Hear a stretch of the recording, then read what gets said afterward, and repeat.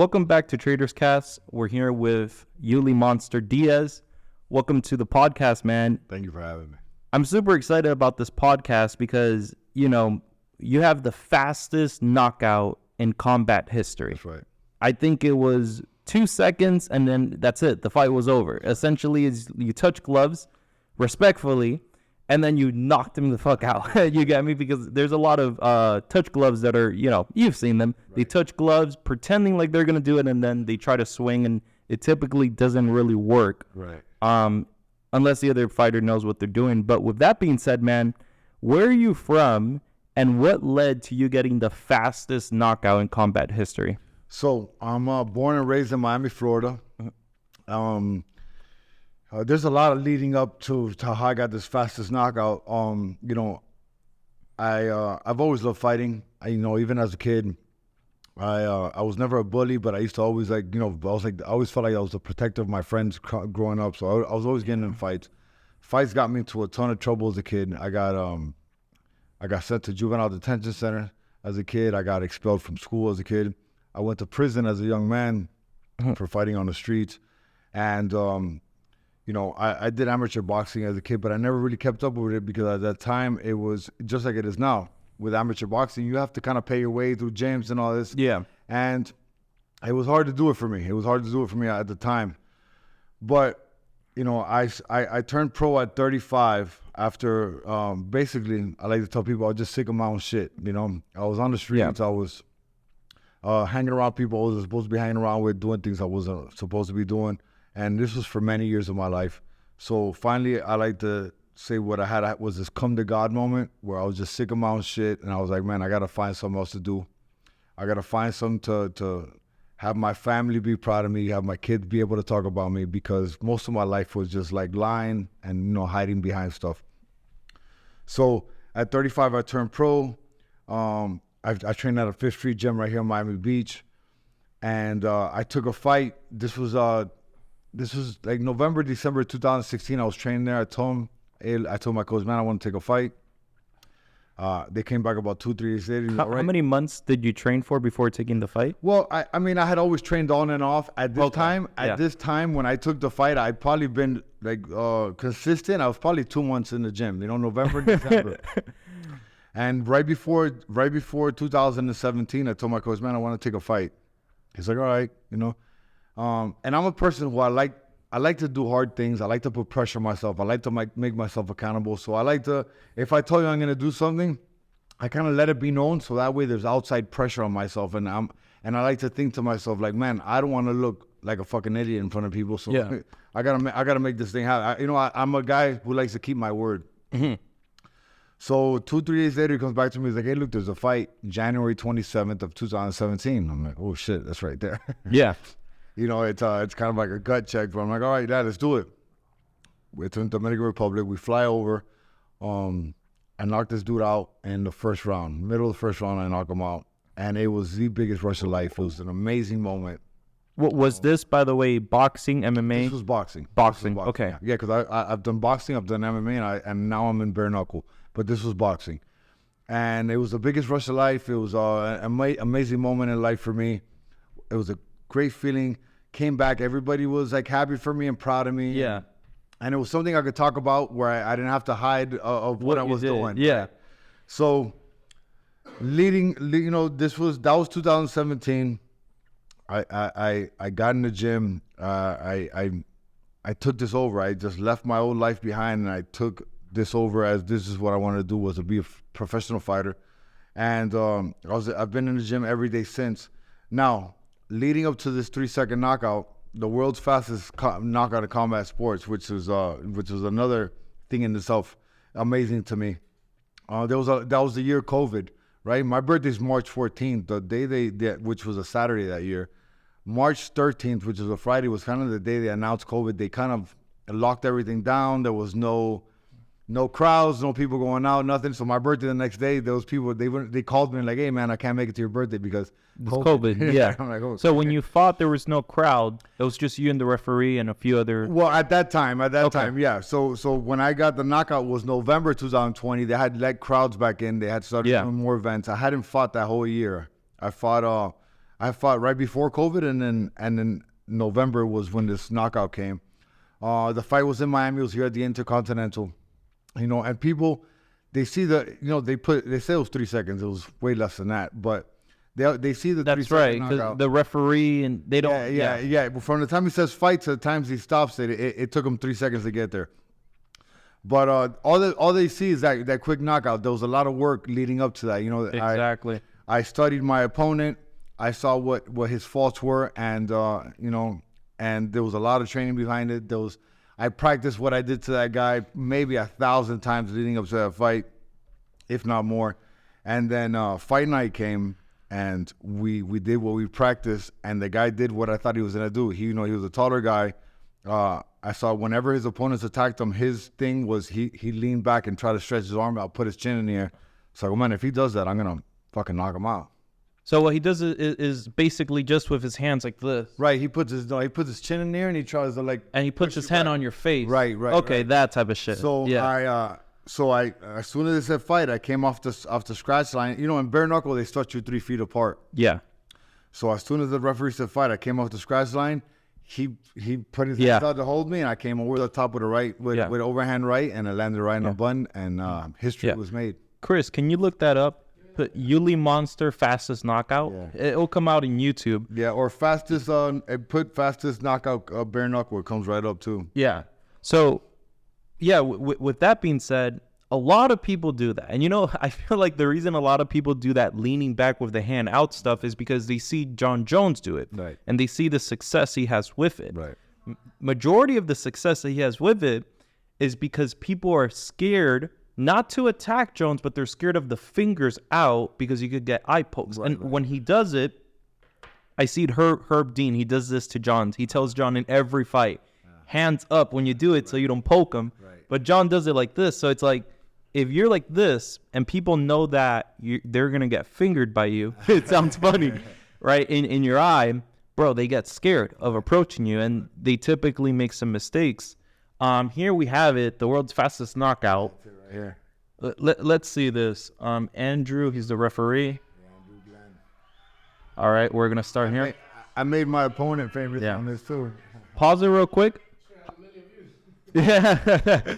How tall was your opponent here? He was 6'3". And how? I'm 5'10". 5'10". Yeah, Okay. Yeah. So we're here. Yeah, 3 feet apart. And whoa, it's over. So go back and pause it right when he throws. I almost knocked myself out going over the ring. Okay. Pause it right there. Now pause it every 2 seconds. Go. Right there. He did it. As soon as you came in, he was already leaning back. And leaning back and right there, he's knocked out. But it takes 2 seconds for the referee to wave his hand and call off the fight. Right, and he was leaning back, but most importantly was he puts his chin in the air. Yeah, which gave me the opportunity to land that overhand right around his chin.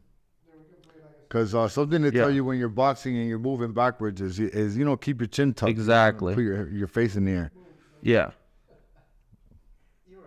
That's it. I was super hyped. Go back 20 seconds. Like 20 seconds, like right there where they're showing it.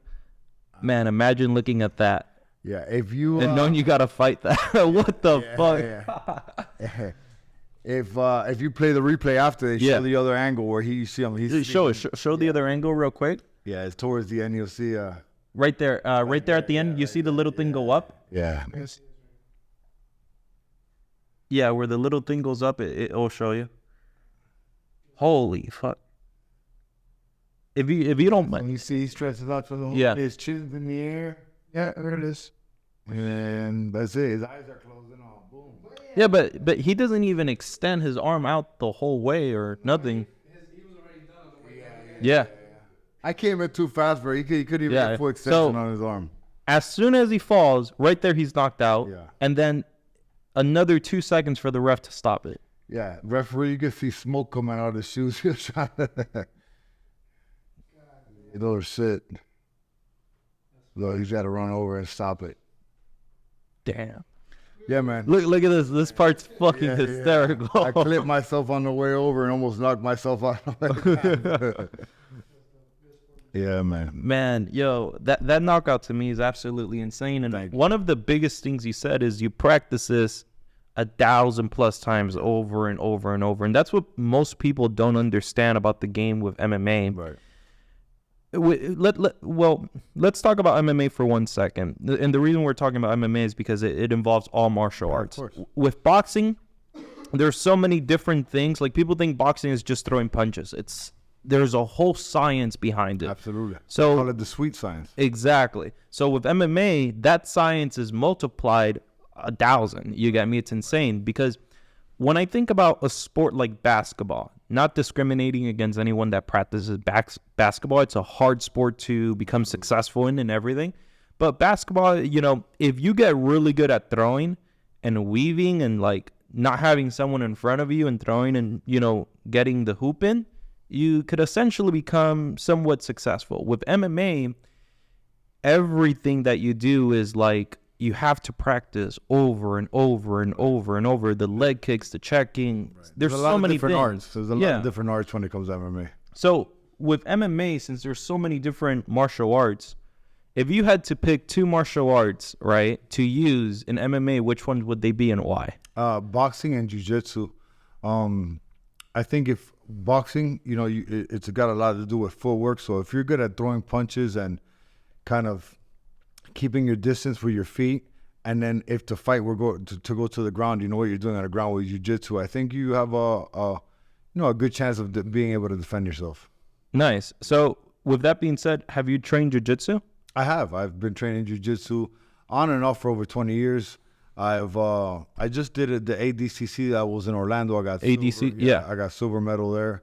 In 2020, No gi, correct? No gi. Yeah. I like no Okay. gi. In 2020, right before COVID, I did 2 new breed competitions. I also got silver medals there. But yeah, I love jiu-jitsu. I love all combat sports. I've always trained, on and off on all combat sports. But to me, what pays my bills is boxing. Also, I'm 42 years old. I've had back surgery. I've had knee surgery from a motorcycle accident. So it's easier on my body to keep it on my feet and just throw punches than it is Than everything else. to incorporate Yeah. wrestling and everything. 'Cause With that back surgery you had, Yeah. one of my biggest things, and I've been trying different mattresses, I've been trying different sleeping angles. I wake up every day with lower back pain, and I've been to multiple different doctors, multiple different massage therapists. I mean, I'm very fortunate to have the financial resources I have to go to all of these things and experience with different mattresses. What was the back surgery that you had essentially? Was it like lower back it or? was lower back. It was L405. Yeah. And what I had was called a discectomy, where I had a piece of my cartilage was hitting my sciatic nerve. All they did was cut that little piece off. It's called a discectomy. Now, my advice for you, if you're waking up for lower, like I don't get lower back pain anymore. Thank God, since my surgery. The only way I do get it sometimes if I'm laying in bed for too long. If I can't sleep for over 8 hours. I'm actually I only sleep for a couple hours a day, and that works for me. Yeah. Everybody's different. Some people like to sleep a long time. If I lay in bed for over 8 hours, I'll get up and my back's a little stiff. Now, advice that I can give you that I know will help. I guarantee you this will help. Is try yoga, hot yoga. I do hot yoga, and it's been the best thing I ever did. Before I got Wait, my hot surgery- yoga? What's the difference between cold and hot? Well, I don't know about cold. They have regular yoga where it's just room temperature, and then hot yoga you're in a room that's like 110 degrees. Like an once you sauna. Yeah. Right, like in a sauna. And once you walk in, you're there for 5 minutes. Your body, it's easier to be stretched, flexible in a hot room than it is, just being in there cold. Before I got my back surgery, which was in 2010, they had told me try yoga. I did exactly what you guys just did. I laughed it off, and I was like, fuck that, I'm not doing any yoga. And looking back, man, it's kind of, I want to say, for lack of a better word, I kind of regret it because I do it now, and it's amazing what it can do for your body. It aligns your body. It'll whatever's bothering you, it could probably maybe align it. I'm not saying after one session, Oh, it takes multiple. Yeah, it'll take multiple sessions, but it will definitely help. Definitely helps. Yeah. Yeah. Man, so I've tried yoga, and I swear I have ADHD because yoga is supposed to be quiet, peaceful. You're stretching, you're feeling your tendons stretch, and it's like a mind-muscle connection almost, and then relaxation. For me, I'm feeling my muscle stretch. I'm like, fuck, like this shit hurts because I used to be very flexible. So I trained since I was 4. I was extremely flexible. I could do splits, front splits. I've lost all of that. You get me? Because at 15, 16, when I stopped, essentially life got real for me. That's what I like to call it because I never came from a lot of money. My parents were never super rich or anything. I had to get a job, and my first job at 14, 15 was I actually used to pick up cardboard from Miami Beach. Okay. Have you ever seen those people that put cardboard onto a truck? Absolutely. And then they sell it? That's what I did with my dad. To essentially, not make any money from it because I'm working for my dad. So what I would make was like $20 a day. But it was mainly to put food on the table. You get me? For my mom, my siblings, and stuff like that. Real for real. Exactly. So I lost all the flexibility. I lost a lot of the small techniques. Like when I say small techniques for someone to understand is sometimes I would make the mistake. Let's say I go in and grapple against my friends. I'll make this mistake of holding my hands together like this when it's supposed to be like this. Right. Small little things, you get me? But essentially, I really liked how that happened in my life. And I was challenged with things where at the moment, it's like yoga. Right now, I'm laughing at it, and I think it's embarrassing. That's how I felt when I was picking up cardboard at 14, 15, 16 years old, seeing my friends from middle school with the nicest book bag, the nicest shoes. I felt like kind of embarrassed. And something I really regret is not taking pictures of it, if that makes sense. Right. Not documenting the struggle. Because now when I talk about it in the podcast, the audience has... Hard to imagine it. The audience, that's one. But the audience has 2 choices. Either believe me for what I'm saying or think I'm full of shit. And say, oh, you're just saying that because you're successful. You sound like everyone else. I came from the bottom, right? Which I completely agree with the audience because how many people are successful but lie about how they got there? Right. You get me? To get more of a community behind them or an audience. Or just have a better story. Yeah, a better story, essentially. Everybody loves the bottom to the top story, Yeah.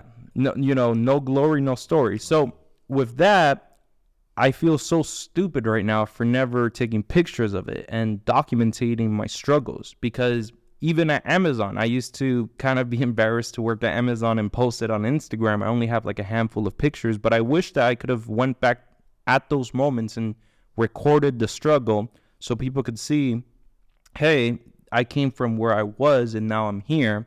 You could do it too. One of the major things that impacts me about your story is that you became pro at 35. Right. And I feel like so many people nowadays think it's always too late. Yeah. Like there's single mothers out there, 30 years old. I'm never going to get married. I'm like, you're 30. You're like, your life is just starting. Maybe you'll find your loved one at 40. Right. And, I see so many people find early love or find early success at 20, lose it at 30. But then you see people at 30 find it and never lose it. So I don't think it's ever a question of how late you are. In a sport of mixed martial arts, there's age definitely plays a big role. Absolutely. But you've been able to accomplish significant things from 35 to now you are 42. Yeah. 42. What would your advice be to people who think it's too late to get into the sport of mixed martial arts, let's say at 30, 35? Well, to me, it's just the key thing to it is consistency. You gotta, if you're gonna get into it, it's not something. When it comes to fighting, it's not something you could just do whenever you feel like doing it. It's something you have to do, take it in 1,000% and make it your lifestyle. It's gotta be, you gotta eat right. You gotta be at the gym every day, and it's something you gotta take care of your body. You gotta get the right sleep. It's a couple of things you gotta mix in, and you gotta be. You got to know that you're going to be ready to do all those things to move on, to whatever level it is you want to take it to. Now, I knew that, once I started in this and I knew I wanted to make the 180 and leave my old self behind, not sell drugs, not get arrested anymore, not fucking have anything to do with gangs or street life anymore. I knew that I had to take this on and be at 1,000% with it. Uh-huh. So, and that's what I did. And that's what got me to where I'm at today. Now, is it easy? No, nothing's easy in life. Just like if anybody wants to become a trader, it's not going to be an overnight sensation. No, you gotta learn a lot of things to get to the position you're at today. And that's where that would be my advice. My first thing would be like, make sure you want to do this. If you're sure you want to do this, consistency is key. You have to wake up and you have to live this life, Yeah. And that comes to fighting or anything you want to be successful in life, not just this. Yeah.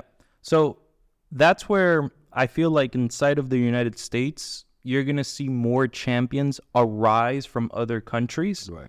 Because inside of the United States, it's so hard to be a fighter financially. And here's why.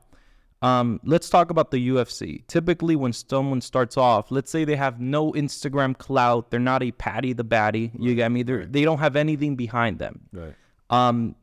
Typically, it's 20K show, 20K win. 40 grand. And let's say you fight twice a year and you win both fights. Let's say you don't get injured and, you had a really good year, but you fought twice. You made $80,000. When you pay taxes, when you pay your management, your coach, when you pay your nutrition, you're essentially left with nothing. Compared to other countries, let's say you live in Brazil, $80,000 US dollars in Brazil is quite a lot. Right. In Dagestan, it's a lot. You get me? In different parts of the world, in third world countries, $80,000 is a lot. What's your opinion now on fighter pay when it comes to these organizations? I really don't have too much of an opinion in there. I think everybody, UFC has their thing going on. UFC is a machine, and it's a huge organization. And where you get paid at the beginning is not, if you build yourself up, obviously your pay is going to be a whole different thing, depending on who's managing you and what deals are working out for you. Now, I'm managed by First Round Management, which is a huge organization. Nice. When it comes to fighting, and NFL, they're a huge sports agency. Oh, so they do multiple sports. Yes, they do multiple sports. Yeah. And I'm happy with my pay. Now, like anything else, would I want more? Of course, everybody would want more. But I feel from where I started, getting a couple $100, maybe even at the beginning, you're kind of coming out of pocket because you're paying your own flights. You're getting especially me at a 35, 36, 37-year-old man, where they're like, yo, what the fuck? You sure you want to fucking fight? I'm paying my way to get to these venues events, to show people that I want to do it. From where I started to where I'm at now in the pay, I'm very happy. The organization I'm fighting for now, which is BYB, it's a bare knuckle organization promotion. They treat me amazing. I'm also a part of the promotion where I made myself an ambassador for the sport, where I go to all these events, even if I'm not fighting, and I'm doing, fighter interviews, nice, and things like that. So at the end of the day, you got to remember this is a business. Not only as a fighter, it's a business when you're a fighter, but it's also a business outside of it. You guys there's even business where you guys got guys working the camera, announcing, doing all this. So you got to figure out a way that you could also incorporate yourself in doing other things besides just fighting. Because if you unless you're getting paid millions of dollars like Tyson Fury or something, you got to kind of figure out other ways to make some money, bring it with sponsorships and all this. That's what most fighters need to understand. This is a business. Like, this is not just fighting. Right. One of the things that this comes from Goat Shed, right, from their main coach. In a trailer that he's doing for Netflix, I forgot the name, The Law of the Goat. Right, yeah. He says, go out there, be loud, and back it up. Yeah. You get me? He's like, they have lied to you your whole time. They've always told you, be quiet, fly under the radar. No, fuck that. Be as loud as you want. And back it up, over deliver. And that's something that I love from him, because in this industry, or in any industry, attention pays the bills. The more attention you have, let's talk about a good example Jake Paul, right? Is he a professional fighter? I'm going to say yes, because the guy's training hard. Like, he went from not knowing how to throw an override to now, like, the guy could actually, in mitt work, he looks amazing. You get me? So I respect the hustle and the work and everything.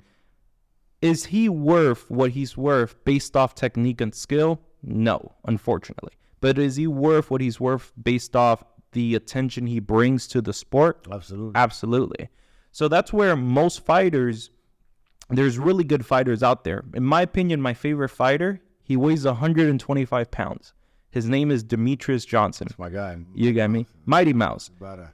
The most technical, perfect fighter in my opinion. Cardio never gets tired. Technique on point in every element. Groundwork, standing, clinch, against the wall, side control, everything. I think the guy is perfect. He was released from the UFC because even though he had the best technique and the best, in my opinion, fighter experience, he didn't have the best attention. Yeah. You got me? And essentially the UFC is like, you know what, we'll take in Ben Askren. Who the fuck is Ben Askren? You know, the guy, he got knocked out by George in like 5 seconds. Yeah. He was a good wrestler in that organization. I think it's called One, where he was dominating everything. But then when you get into the UFC, it's a whole different ballgame. That's also another thing that I wanted to talk to you about. The first organization that you fought at was in 2017. You said that you flew to the Dominican Republic. Yeah. In that organization, I'm assuming you lost money. And the reason why is because you had to cover your travel expenses and everything. And that's where I'm assuming people around you is like, are you sure you want to do this? Right? Right now, where you are at, is there a lot of options in terms of bare knuckle fighting organizations, or is it only like one major one? No, okay. So there's a couple of promotions that have come up. There's two major promotions, and Yeah. I fought for one. I fought. What I fight? I was 3-2 with them. I fought 5 times for this promotion called BKFC, which I've heard about. Yeah. Is that where Chad fought? yeah, Chad Mendes fought, Okay. right? So they are very well known. They're bringing a lot of ex UFC guys and a lot of big names doing a lot of big shows. And now I'm fighting for BYB, which I think they're if this was a race, they're head to head right now. Nice. BYB just did their 24th show in Biloxi, Mississippi. I was there. This was over this weekend, and as for my personal experience, I love working with BYB because these are guys who actually care about their fighters. They treat their promotion more like a family, and they really care about what's going on with the fighters and what they got going on. Because when you're a fighter for a big name promotion like a UFC, like any promotion out there, they really don't care too much about you. You know, they show up the fight, perform, and if not, then go fuck yourself. You're out. Yeah. The guys I'm with now, it's a different thing. And like I said, I'm an ambassador for the sport and for this promotion, to where I'm involved in every fight they're gonna have in all these different cities. I'm able to do promotion and fighter interviews and stuff like that. So I got another avenue besides just fighting. So it's giving me, a lot of a lot of help in where I'm gonna be able to do once my exit plan comes for fighting. Yeah. Now I don't know when I'm gonna retire from fighting because I feel great. That was my next question. Yeah, Well, I feel great. yeah. I still have 2 more fights on this contract. My next one is a title eliminator, April 4th. I'll be fighting in Tampa. Once I knock that dude out, I'm fighting for the title.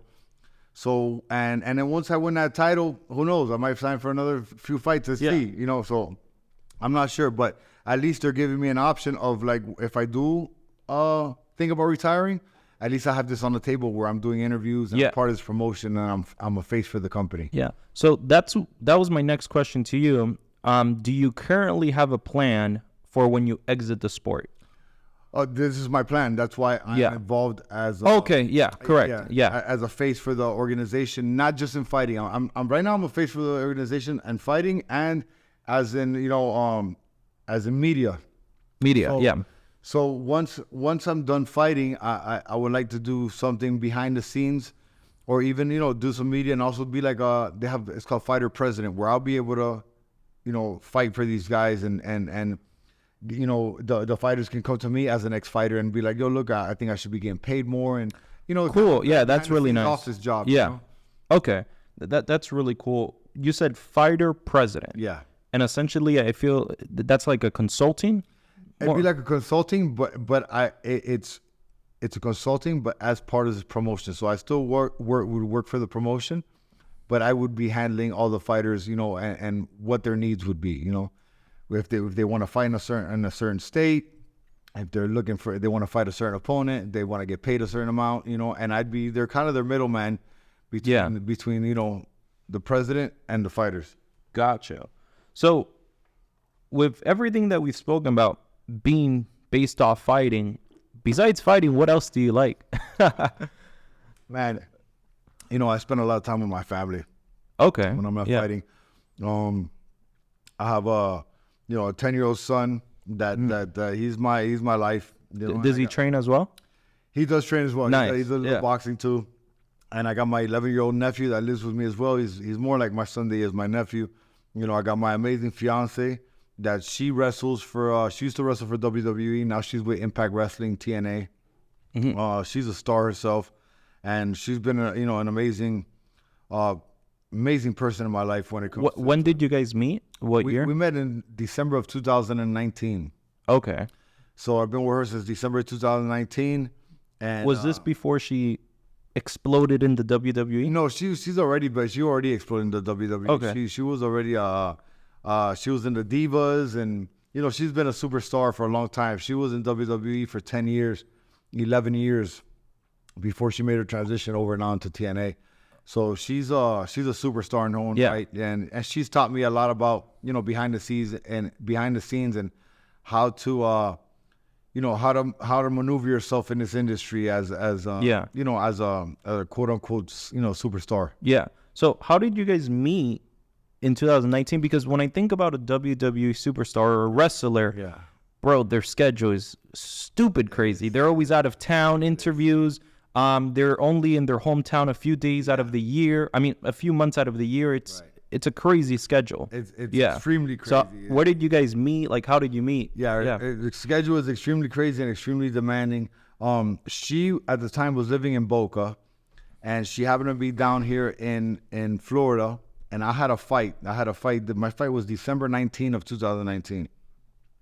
And my coach, I was training with Yoel Romero at the time, and you know they knew each other. So I guess he had seen her on Instagram today. And they called like, hey, you in town? Look, I have a fighter. He fights tomorrow. You want to come see the fight? She's like, oh, look, I leave tomorrow, but what are you guys doing now? He's like, oh, I had just weighed in. This is the day before the fight. Oh, you must be like feeling like shit. Weighed in. Yeah. So exactly. So not the best day to meet a girl. So Yoel passes me the phone. She's on FaceTime, and we see each other for the first time. She's a beautiful woman. She tells me she fell in love with me as soon as she saw me on the phone. You're dead. I looked at her like, oh my God, you're beautiful. And I tell her where we're gonna go eat. Yeah. But she's coming down from Boca. I'm in Miami. So I eat, and I go home. And she gets there. She DMs me, you know, like, oh, you know, we came to the show. I showed up where you were gone already. I go, look, I have a fight tomorrow. You know, I'm sorry. That must have been the best meal of your life. Yeah, it was. Right after a weight cut. Oh man, it's amazing. Especially it was sushi too, so it was great. So she's like, look, I leave town tomorrow, but can you get my friend a ticket to go to the fight? I go, absolutely. Got her friend a ticket. Fought the next day. I won by knockout as well. This was looking even better as well. Yeah. I was like top 3 knockouts of the year that year for that promotion. And then she DMs me the next day, like, oh, congratulations on your win. And you know, I asked her when she gets back. She was on the road for like 2 weeks. So we kept up a phone conversation like if I was in middle school. You know, we talked on FaceTime. We talked on the phone. Did you ever watch her on television? I saw her on TV a few times. I saw my kids actually knew her. Like I told her, I'm like, look, this is look at my friend. You know, at the time where I just started kind of talking on the phone, she's like, oh, look, this is my friend. Do you know her? He's like, oh my God, Dad, I played with her on the WWE video game. That's crazy. Yeah. So we kept up this conversation for 2 weeks on the phone. She got back to Florida. I went to go visit her. And man, it was kind of like love at first sight. You know, we got together. She started living with me. She's amazing with my family. Nice. And yeah, now you know we're 5 years later. Yeah, 4.5 years later. She's my fiance. We're you know, getting married probably this year, and life is great, man.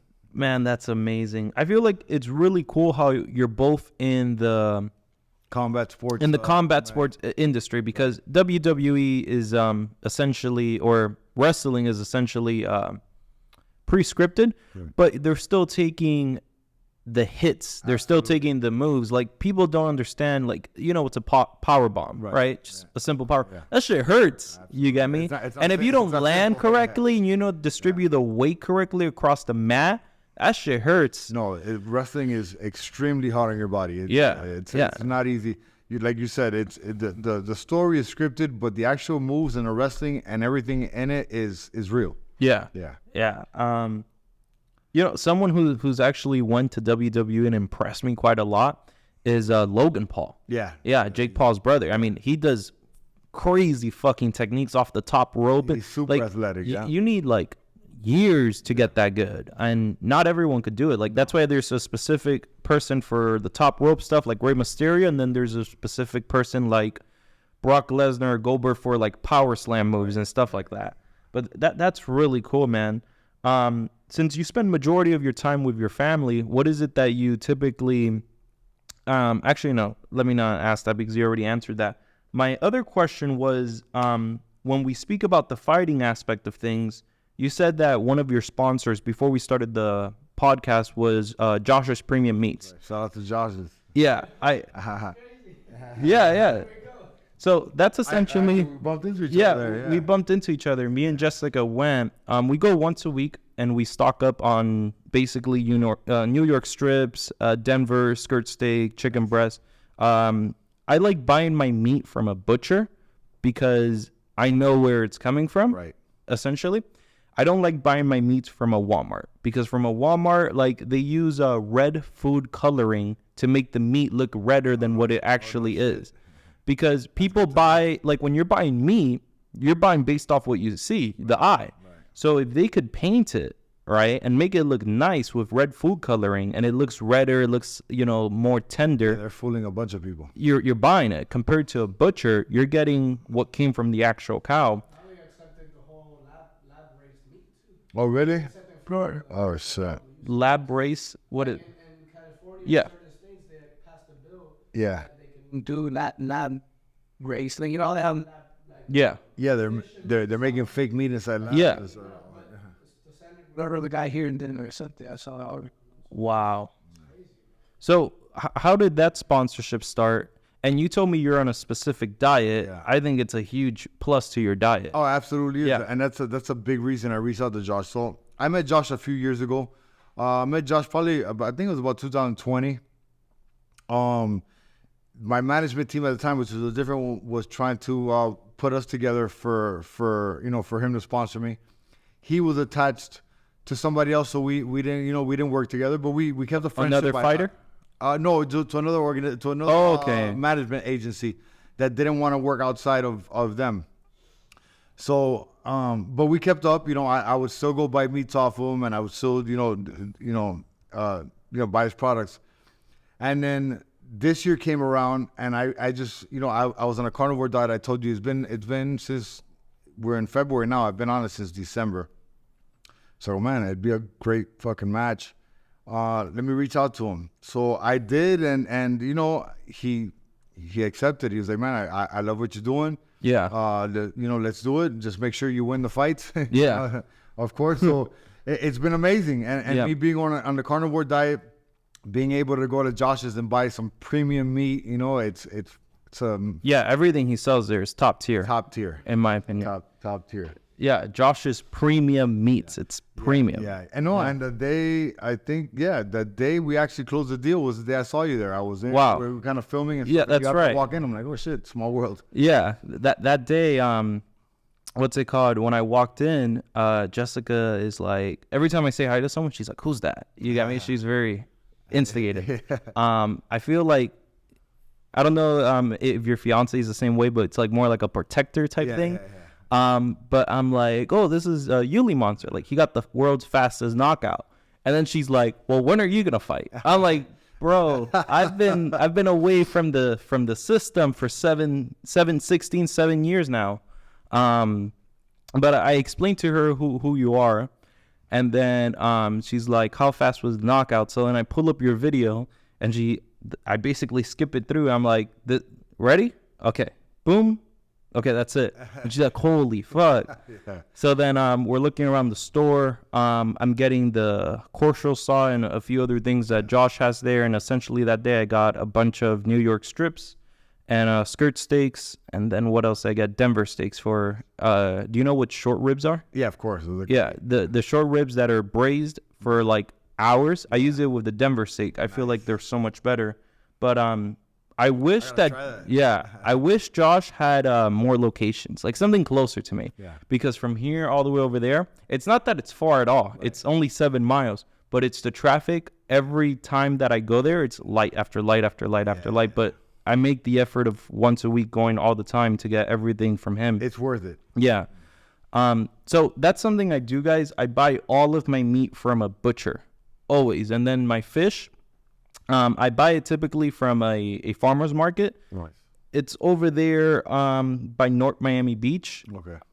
They don't have a specific name. They're like a small shop. Like they don't have no Instagram. I'm like, make an Instagram. Like you guys sell like the highest quality sea bass and lobster and stuff like that. That's nice. But I typically get my meat from butchers.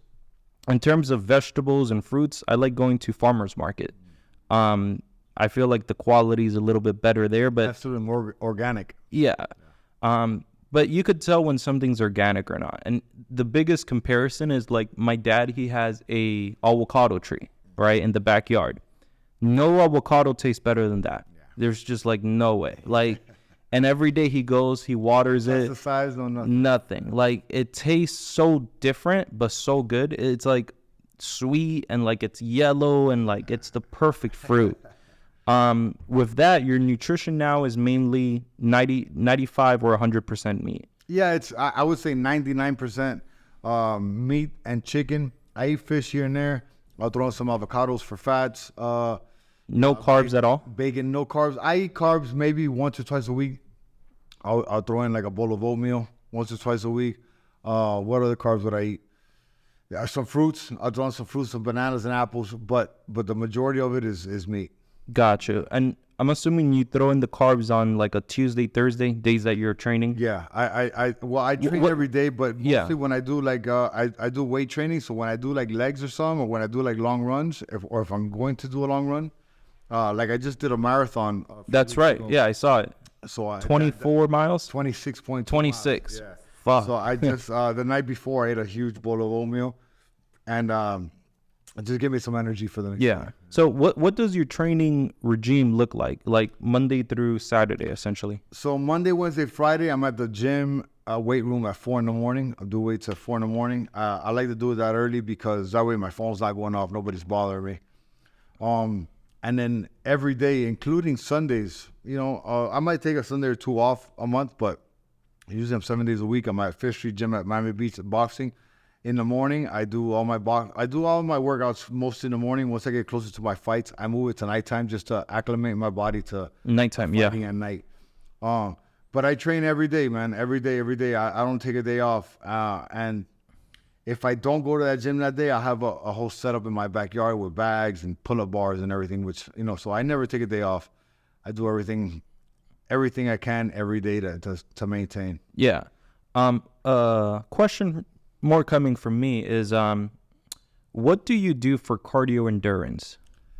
Cardio endurance, so for me, a lot of people like doing sprints and all that. I'm not too much of a sprinter. I like long distance running. But for cardio, I do a lot of sparring. I spar at the gym 2-3 times a week. I feel like that builds up your cardio and it builds up your fight cardio really well. Yeah. And then with my coach, he does a lot of bag training for me where I'm on the heavy bag doing rounds, of hard punching, fast punching. Depends on he tells me what to do, when to do it, but that builds up the cardio really well too. Yeah, that's one of the major things where there's different types of cardios. Right. Running cardio for me is easy. I could run and not stop. Fighting cardio is a different thing. Absolutely. Because it's stop and go. You're moving at all different angles, and then what you're using the most is your brain. When you're running, you're not using your brain. You're just listening to music, or your body knows what it's doing. It's just going forward, right? When you're fighting, you're your brain is going at 1,000,000 miles per hour, anticipating what's gonna come, anticipating what you could throw, how you could calculate things. Yeah, it's insane. Typically right now, your fights are what, 3 minutes? Yes. 3 minute. How many rounds? 3 5-minute rounds. I mean, I'm sorry, 5 3-minute rounds. Yeah. 5 3-minute rounds. Yeah, that's bare knuckle. Gotcha. Why do you think it's not 12 rounds like boxing? I don't think You've never had? I don't think any bare knuckle fight will last 12 rounds. Honestly, you know, True. once you get hit with bare knuckles, you're getting cut immediately. Even if you just get grazed. So a lot of fights, like the two fights, Do you guys wear Vaseline? you do put a little Vaseline on, but that's not gonna stop a knuckle from cutting you. My 2 fights, the only 2 losses I have in bare knuckle, they were both world title fights. I fought Thiago Alves and I fought Francisco Ricci, and both fights were doctor stoppages. I got stopped because of a cut. So that's the life of bare knuckle, you know. They very rarely go the distance. Yeah. Essentially, Joe Rogan wanted to implement that into UFC where it's no gloves, because he's like, you don't wear shin pads, you don't wear elbow pads. Right. Why are you wearing gloves? That's right. I think about what fighting commission, or I forgot the word for it. What was the thing that stopped the UFC from expanding? The fighting it's a commission. Yeah. So they had to build different commissions. First they got the one in Las Vegas. Actually, I think the first one was Vegas. Actually, was it Vegas? Yeah. I'm not sure where they did the first UFC, but you know, it was with Donald Trump in one of his casinos. Was it? Yeah. Yeah. So. And a lot of the first MMA fights were a lot of on Indian territory because they could make their own rules. But the athletic administration, that's what it's called. Right. The athletic commission. Yeah. So they had to figure out rules, which Big John McCarthy was the one who made the rules for MMA.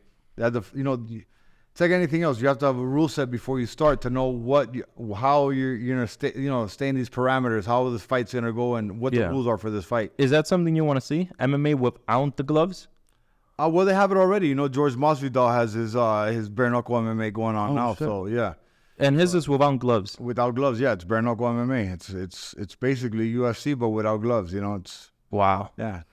I wonder how that's doing. How I'm not sure. I think they've thrown a couple shows. If I'm not mistaken, he has a show coming up next month, and I think he's doing pretty well. Yeah, he has a good name pushing behind it. Yeah, we should go to that show. Yeah. What was the one that we were invited to with Chris? Oh yes. Karate Combat. Yeah, that's awesome. Yeah. That was cool. That was the one he did at his mom's house. It was like a house party. It looked crazy. Yeah. Yeah. I was actually supposed to go too, but that was the same weekend as my marathon. I had to drive to Clearwater to run. Gotcha. So my barber, he invites me to this, and then I'm like, he's like, bro, I got front row seats. This is gonna be crazy. So I'm thinking it's somewhere like a casino. Typically smaller events have it at a hotel, casino, stuff like that. And he tells me it's in the backyard of a house. I'm like, what Kimbo Slice stuff is this shit? So I'm like, who's throwing it? Like, what is this? And then he tells me, I forgot the name of the fighter, Fades, pink hair. Fames with pink hair. Congrats to him on his fight. In my opinion, he won. Did they put in no contest or? Then they put no contest, because he hit him on the ground by mistake one time. I think he won the fight. One time? Yeah. Oh, that's bullshit. Yeah. Take a point off. You got me or whatever. I think Fames won that fight because they saw the fight. But he invited him to this thing, and I'm like, what the fuck is this shit? Yeah. But then I saw it was Karate Combat. Karate Combat's getting quite big. It's doing amazing. Yeah. And actually, Asim, who's the owner of Ghost Shed, is the president of it now. So I like the rules that he's implementing Karate Combat. He also did a video on Instagram where he's like, if you're in the fetal position, you're fucked. Like, we're going to let the guy continue to punch you until you could stand up and clear distance and get away, which I agree with it. But at that point, just add the ground and pound. I never thought that karate would turn out to be something as big as it is. Karate's very big, in my opinion, in the Olympics. But then after that, there's no money to it. Right. Like, that's where you said boxing is what pays your bills. in a lot of these other organizations, let's say Muay Thai, the most that you're gonna get paid with Muay Thai is like 250K in one championship if you're the champion. Jiu-Jitsu, I don't really see, no, there's no big money there. Well, now there is, like, I don't know if you know Gordon Ryan. He's a big, Gordon Ryan, yeah. But he's a character on Instagram. He knows how to talk Sponsors, shit, yeah. sponsors. He understands the business, Right. like you said. Right, exactly. I think, in my opinion, the boxing, it's gonna have its few stars, one or two that are gonna come in. MMA, I think it's gonna continue to trump and continue to get bigger and bigger. With that being said, what main event do you think is gonna be for UFC 300? Are you keeping up with it? What do you mean? I haven't been keeping up with it. I know 300 is going to be a big one. But I don't know who they're thinking about putting in, because I know that, it was supposed to be Connor and who was he fighting? Michael Chandler. Yeah, Michael Chandler. Yeah. That's right. But I think they're moving that because They don't have a title. they don't have a title, and I don't think Connor's going to be able to make weight by the time. So Oh, so they're supposed to fight supposedly at 185, which I think is ridiculous. yeah, I think that was What- by Connor. I don't know. Yeah. What weight do you fight at? I fight at 185. Yeah, he'll I get would love to fucked. fight. I would love to fight Connor. Yeah, he would get fucked. That's a big thing when it comes to the fighting aspect. The weight cutting. Typically, what do you walk around in, and what do you 185? But what do you walk around? I usually walk around about 200, so I'm 15 pounds over. To get to 180, I used to fight at 175. It was hard for me to get down there. Yeah, it was tough on the body. That's why now I don't want to fight under 185. It's a little easier to get there. It's a little easier. Well, with training and just this carnivore diet, as because I eat a lot now. I eat 2, 3, 4 steaks Yeah. a day. But as I get closer to the fight, I eat a little bit less, and it's easier to make weight. And remember, you're only on the scale for a second. Yeah. You get on there, you make weight, and then right there, get back hydrated and eat Yeah. again. So How much time do you have to rehydrate? 24 hours, a little over 24 hours, probably. Do you do it by the morning, afternoon, morning? Well, no. So we'll weigh in the morning about 9 a.m. 9. Is the fight the next day or the same day? The next day. Okay, so you have like a day and a half, Right. almost. Right. So yeah, you'll weigh in probably like 1 in the afternoon, the official weigh-in, and then you have a day and a half. So you can start drinking, eating, and gain the weight and getting the energy back. Gotcha.